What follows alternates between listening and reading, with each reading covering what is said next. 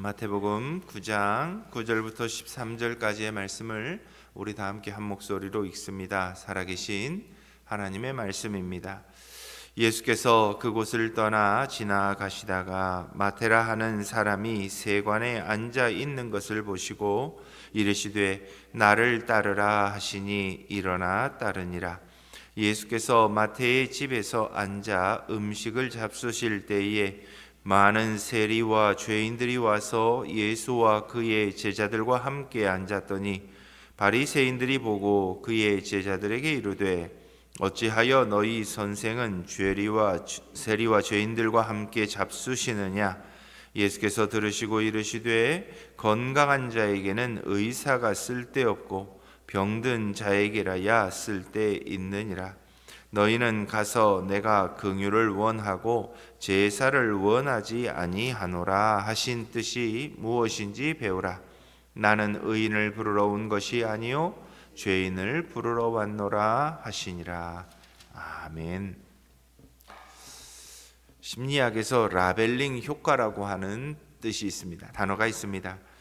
대상에게 어떤 꼬리표를 붙이느냐에 따라서 그 사람의 행동과 그 사람의 운명까지도 결정된다는 이론입니다. 과거 미국의 한 초등학교에서 바로 이 실험을 행한 적이 있습니다. 교사가 무작위로 자신의 반의 학생들을 두 그룹으로 나눕니다. 그리고 한 그룹에게는 너희는 참 지능이 뛰어난 영재들이야 라고 하는 라벨을 붙여주고, 다른 그룹에는 너희는 학습 능력이 떨어지는 아이들이야 라는 라벨을 붙여줍니다. 1년의 시간이 지났습니다. 실제로 지능 차이가 없었음에도 불구하고 영재라는 꼬리표를 단 아이들은 성적이 급상승했고, 열등생이라는 낙인이 찍힌 아이들은 스스로를 포기하며 성적이 곤두박질 쳤습니다. 타인이 붙인 라벨 하나가 사람의 일생을 어떻게 바꾸는지에 대한 실험의 결과를 우리에게 보여줍니다. 세상은 이처럼 우리에게 끊임없이 라벨을 붙이고 있습니다. 우리가 사는 삶에 따라 혹은 우리의 과거에 저지른 단 한 번의 실수를 따라 혹은 또 우리의 소유에 따라 우리를 우량주 혹은 부적격자로 라벨링을 합니다. 한번 붙여진 낙인은 우리의 삶에서 좀처럼 떨어지지 않습니다. 우리는 어느새 세상이 정해준 그 꼬리표 속에 갇혀서 나는 원래 이런 사람이야 라며 자포자기하며 살아가곤 합니다. 오늘 본문에도 세상이 붙인 이런 지독한 라벨 속에 갇혀 살던 한 사람이 등장합니다. 그의 이름은 바로 마태입니다. 하지만 당시 유대 사회에서 그의 이름 뒤에는 언제나 세리라고 하는 시커먼 꼬리표가 따라다녔습니다. 그 시절 세리라고 하는 이 라벨은 곧 동족의 피를 빠는 기생충이요 결코 구원받을 수 없는 죄인이라고 하는 사형 선고였습니다. 사람들은 마태를 사람으로 대하지 않았습니다. 오직 그가 앉아있는 세관이라는 자리와 그가 다루는 돈의 액수로만 그를 규정했습니다. 그런데 오늘 그 멸시와 낙인의 현장인 가버나움에 예수님께서 등장하십니다. 주님은 마태의 겉면에 덕지덕지 붙어있는 세상의 평가를 보지 않으십니다. 사람들이 악의적으로 붙여놓았던 죄인이라는 라벨을 주님은 무시하십니다. 대신 화려한 그의 외형 뒤에 숨겨진 한 인간의 고독과 영적인 갈망을 꿰뚫어 보십니다. 그래서 세상의 모든 편견을 깨트리는 단 한마디의 초청을 그에게 던지십니다. 나를 따르라. 이 부름은 마태의 가슴 속에 붙어있던 세리라고 하는 더러운 라벨을 떼어내고 제자라는 영광스러운 라벨을 새겨주신 사건이었습니다. 세상은 그를 죄인이라고 낙인 찍었습니다. 그렇지만 주님은 나는 너를 내 사람으로 선택했다고 거룩하게 선언하셨습니다. 오늘 우리 본문을 통해서 우리의 과거가 아닌 우리의 본질을 보고 부르시는 주님을 만날 수 있게 되기를 소망해 봅니다. 낙인 찍힌 세리를 위대한 사도로 바꾸신 그 권능의 음성이 오늘 이 아침에도 우리의 삶을 새롭게 정의하는 회복의 시작이 될 것이기 때문입니다. 이 주님의 말씀을 통해서 오늘도 우리를 부르시고 세상 가운데 보내시는 하나님의 거룩한 뜻을 밝히 알아가는 저와 여러분들이 되었으면 좋겠습니다. 성경은 주님이 마태를 부르신 시점을 아주 정밀하게 세밀하게 묘사하고 있습니다. 그때는 마태가 눈물을 흘리며 회개하거나 기도의 자리가 있을 때가 아니었습니다. 그는 여전히 세관에 앉아 있었던 상태입니다. 여기서 세관은 단순히 세금만을 걷는 장소가 아니었습니다. 당시 유대 사회에서 이곳은 로마의 압제에 부역하는 반민족적 행위의 산실이었고 도덕과 양심을 팔아 물질적인 탐욕을 채우던 결박의 자리였습니다. 마태는 그곳에 앉아 있었습니다. 앉아 있었다라고 하는 이 분사형 표현은 그가 일시적으로 혹은 잠깐 머문 것이 아니라 그 부정한 제죄와 죄의 관습에 완전히 동화되었고 안주하고 있었음을 말하고 있습니다. 당시 세리는 가다라 땅에 있었던 돼지떼와 동급이거나 그보다 못한 취급을 받았습니다. 유대교 회당에서 쫓겨나는 것은 물론 법정에서 증인의 자격조차도 박탈당한 사회적 시체와 같았습니다. 하지만 세상이 쓰레기처럼 취급하던 그 현장에 생명의 주님이 오셨습니다. 주님은 마태의 직업적 낙인이나 도덕적 결함이라는 그 두터운 그의 삶을 덮고 있는 죄의 장벽들을 보지 않으셨습니다. 오히려 그 모든 장애물을 뚫고 마태가 가지고 있었던 순수한 본질을 보셨습니다. 주님은 한 영혼의 고통과 그가 가진 가능성을 깊이 통찰하셨던 것입니다. 그 시선 끝에서 주님은 나를 따르라는 강력한 명령을 하십니다. 이 짧은 외침은 현재 명령형을 쓰고 있습니다. 쉽게 말하면 단순히 한번 따라오라는 권유가 아니라 지금부터 나와 함께 나의 길을 영원히 지속적으로 같이 가자라고 하는 강력한 주님의 부르심이었습니다. 주님은 마태의 과거를 보지 않으셨습니다. 그가 자격을 갖출 때까지 기다리지도 않으셨습니다. 그분은 말씀 한마디로 마태의 비루한 현실을 관통하셔 죄인을 사명자로 재창조하셨습니다. 사랑하는 성도 여러분, 이 부르심은 2000년 전 마태를 위한 부르심만이 아닙니다. 오늘 우리 역시 각자의 삶의 자리에서 우리만의 세관에 앉아 있기 때문입니다. 남들은 모르는 은밀한 죄의 습관이나 포기할 수 없는 세상의 안락함이나 혹은 나는 안 되라는 자격지심의 자리에 우리도 앉아 있습니다. 그리고 그런 자리마다 우리 주님은 우리를 찾아오십니다. 이처럼 구원은 우리가 주님께 손을 뻗어 얻어낸 결과가 아닙니다. 우리가 어쩔 수 없는 죄의 자리에 안주하고 있을 때에 우리를 향해 주님이 먼저 찾아오셔서 우리를 부르시며 건네주신 불가항력적인 은혜입니다. 주님의 이 주권적 부르심은 그래서 지금도 유효합니다. 세상은 우리에게 어떤 라벨을 붙일지 우리는 알 수 없습니다. 그러나 우리의 어떠함이 아니라 주님의 권능이 우리를 부르셨습니다. 우리를 얽어매었던 모든 세관의 벽을 허물고 참된 생명의 길로 함께 가자고 주님은 우리를 찾아오시고 우리를 불러주신 것입니다. 오늘 이 새벽 이 부르심에 정직하게 설 수 있는 저와 여러분들이 되었으면 참 좋겠습니다. 그런데 주님의 이 주권적인 부르심에 반응하는 마태의 태도는 경이스러울 정도로 단호합니다. 성경은 그가 어떤 주저함이나 변명도 없이 일어나 따르니라 라고 기록합니다.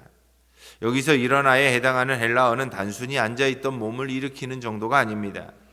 이 단어는 예수 그리스도의 부활을 뜻했던 그 단어와 그 어원이 같습니다. 즉 마태가 책상에서 일어난 사건은 단순히 직업만을 바꾼 사건이 아니라 죄와 탐욕으로 죽어 있었던 그의 옛 자아가 그리스도의 생명 안에서 다시 태어나는 영적 부활이요 실존적인 대전환이었음을 이 단어를 통해 말해주고 있습니다. 마태가 일어난 자리는 당시 가장 견고하고 세상적인 부를 보장받던 세관 책상이었습니다. 앞서 제자로 부름받았던 베드로나 요한 같은 어부들은 생계가 어려워지면 언제든 다시 바다로 돌아가 그물을 던질 수 있는 기술과 장비가 있었습니다. 그러나 세리라고 하는 이 직업은 달랐습니다. 당시 로마의 세무체계 안에서 한번 세리직을 떠나고 나면 다시 그 권리를 되찾는 것은 불가능에 가까웠습니다. 마태가 일어났다는 것은 자신의 과거를 지탱하던 모든 기득권과 경제적인 안전망, 그리고 세상이 주는 안락함을 기꺼이 포기했음을 의미합니다. 이처럼 주님의 음성 앞에서 그는 세상적인 계산기를 내려놓습니다. 세리로서 평생을 다져온 치밀했던 그 손익 계산법보다 주님의 뒤를 따르는 것이 비교할 수 없을 만큼 가치 있는 일임을 그는 직감했기 때문입니다. 그래서 마태는 주님의 부르심에 즉각적으로 응답합니다. 이는 복음의 능력이 인간이 가진 합리적인 계산과 미래에 대한 불안을 압도하고도 남는 놀라운 하나님의 은혜인 것을 우리에게 분명하게 보여줍니다. 사랑하는 성도 여러분, 우리도 마태처럼 주님의 부르심에 응답하기 위해 반드시 일어나야 할 자리가 있습니까? 그렇다면 그 자리에서 우리도 마태처럼 일어서야 합니다. 그 자리가 누군가에게는 포기하지 못하는 탐욕의 책상일 수도 있고, 또 누군가에게는 과거의 상처와 수치심이 가득한 자책의 자리일 수도 있습니다. 그러나 주님은 오늘 우리에게도 동일하게 말씀하셨습니다. 나를 따르라. 그러니 우리가 안주하고 있었던 그 자리, 혹은 우리가 머물렀던 그 정죄의 자리, 그 자리에서 우리는 마태와 같이 단숨에 일어나 주님을 따라가야 합니다. 혹시 과거의 계산기를 붙들고 여전히 내게 일어날 손해를 계산하고 있다면, 혹은 나중에 어떻게 해야 할지에 대한 불안감을 갖고 있다면 마태를 한번 기억해 보시기 바랍니다. 주님의 부르심에 즉각적으로 응답해야 우리에게도 마태와 같이 하나님이 주시는 놀라운 은혜가 주어집니다. 주님을 따랐을 때 우리 앞에는 세상의 것들과 비교할 수 없는 하나님 나라의 보화가 충만하게 채워질 것이기 때문입니다. 우리의 즉각적인 순종은 그래서 결코 손해가 될 수 없습니다. 그것은 세상이 줄 수 없는 영원한 생명을 얻기 위한 거룩한 포기이기 때문입니다. 이 시간 우리를 올가매는 모든 세속적 안정망, 혹은 우리를 붙잡고 있었던 우리들 나름대로의 욕심, 이 모든 것들을 내려놓고 부활의 생명으로 일어나 주님의 뒤를 따라갈 수 있는 저와 여러분들이 다 될 수 있기를 소망합니다. 예수님은 자신을 따르기로 결단한 마태의 집에 들어가 함께 식사를 했다고 본문은 기록합니다. 마태는 자신의 친구들과 이웃들을 초청했습니다. 한마디로 당시 사회에서 천대받고 무시받던 사람들이 한 자리에 모여 잔치를 했습니다. 이 모습을 본 바리새인들은 즉각적으로 반응합니다. 어찌하여 너희 선생은 세리와 죄인들과 함께 잡수시느냐? 바리새인들의 이와 같은 비난에 예수님은 의원의 비유로 응답하십니다. 건강한 자에게는 의사가 쓸데없고 병든 자에게라야 쓸데있느니라. 여기서 병든 자는 상태가 매우 나쁜, 또 고통 속에 신음하고 있는 사람들을 의미합니다. 주님은 스스로를 이 영적 중증 환자들을 고치러 오신 하늘의 의사로 정의하십니다. 그래서 복음이 향하고 있는 곳이 어디인지를 분명하게 밝혀주십니다. 바리새인들은 자신들을 의인이라는 도덕적 무결점의 라벨 속에 가두었습니다. 그들은 율법이라는 정결한 옷을 입고 있었고, 죄인들과는 분리라고 하는 거룩함을 지키기 위해 힘썼습니다. 그러나 역설적으로 그들의 자기의라고 하는 자부심은 참된 의원으로 오신 주님을 거부하게 만드는 가장 치명적인 결점이 되었습니다. 의사는 환자를 찾아가야 하는데 스스로 건강하다고 믿는 자에게는 의사가 결코 설 자리가 없기 때문입니다. 주님은 마태의 집에서 벌어진 이 잔치를 통해 복음의 수혜자는 자격을 갖춘 자가 아니라 자신의 죄성 때문에 병듦을 철저하게 인식하고 주님의 처방을 기다리는 자들이라고 말씀하고 계십니다. 이어 주님은 호세아 6장 6절 말씀을 인용하시며 그들의 그 자기 의에 대해 이렇게 비판하십니다. 내가 긍휼을 원하고 제사를 원하지 아니하노라. 여기서 긍휼은 하나님의 변함없는 사랑과 자비입니다. 반면 제사는 종교적인 형식과 의무입니다. 주님은 제사라는 종교적 껍데기보다 영혼을 향한 뜨거운 사랑인 긍휼이 우선이라고 선포합니다. 주님이 마태를 부르신 것은 그가 깨끗했기 때문이 아닙니다. 그가 종교적으로 완전하게 준비가 되었기 때문도 아니었습니다. 주님의 긍휼이 없이는 단 한순간도 살 수 없는 죄인이었기 때문이었습니다. 사랑하는 성도 여러분, 마태의 부르심은 자격 없는 자에게 베풀어 주시는 하나님의 무조건적인 은혜, 오직 은혜가 어떻게 한 인간의 삶을 변화시킬 수 있는지를 보여줍니다. 오늘 우리 중에도 바리새인들처럼 나는 저 죄인과 같지 않음을 안심하며 종교적 제사 뒤에 숨고자 하는 사람은 없습니까? 혹은 마태처럼 내 삶의 병세가 너무 깊어 감히 주님 앞에 나아갈 수 없습니다 라며 스스로를 자책만 하고 계신 분은 없습니까? 주님은 건강한 자를 고치러 오신 분이 아니라 자신이 죄인임을 인정하는 자를 부르시고 고치시기 위해 오셨습니다. 복음은 고쳐진 사람들을 향한 훈장이 아니라 고침받아야 할 사람들을 위한 유일한 처방전입니다. 하늘의 의원이신 예수 그리스도 앞에 우리의 상처와 질병을 정직하게 내어놓아야 하는 이유가 바로 여기에 있습니다. 주님의 긍휼이 우리의 종교적인 형식을 압도할 때 마태의 집에서 터져나왔던 그 치유와 회복의 잔치가 우리의 삶의 자리에서도 반드시 일어나게 될 것입니다. 사랑하는 새길교회 성도 여러분, 우리는 세관이라고 하는 절망적인 자리에 앉아있던 한 남자가 예수라는 생명의 빛을 만나 어떻게 제자가 되는지를 보았습니다. 세상은 마태에게 세리라는 주홍 글씨를 새겼고 그를 역사의 뒤안길로 밀어냈지만 주님은 그 낙인을 지우시고 그에게 제자라고 하는 영광스러운 이름을 새겨주셨습니다. 주님은 지금 이 시간에도 여러분이 앉아있는 각자의 세관으로 찾아오십니다.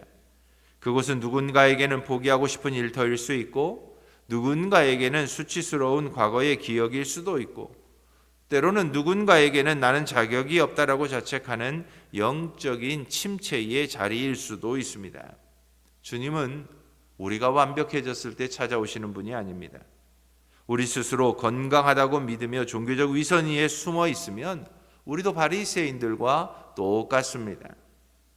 나는 의원이 필요한 병든 자입니다 라고 정직하게 고백하며 상한 심령을 주님 앞에 정직하게 내어놓을 때 비로소 주님은 우리를 찾아오셔서 우리를 고쳐주십니다. 과거의 허물에 갇혀 주님을 피하는 어리석은 사람이 되지 마시기 바랍니다. 세상의 차가운 계산기는 이제 내려놓을 수 있는 마태와 같은 지혜로운 사람이 되시기 바랍니다. 주님의 부르심에 즉각적으로 일어나 주님을 따를 수 있는 하나님의 부르심에 바르게 응답하는 믿음의 사람도 되시기 바랍니다. 죄인을 친구 삼아 주시는 그 주님의 풍성한 사랑의 식탁이 오늘 우리의 삶의 자리가 되기를 주님의 이름으로 축원합니다. 우리 함께 기도하겠습니다.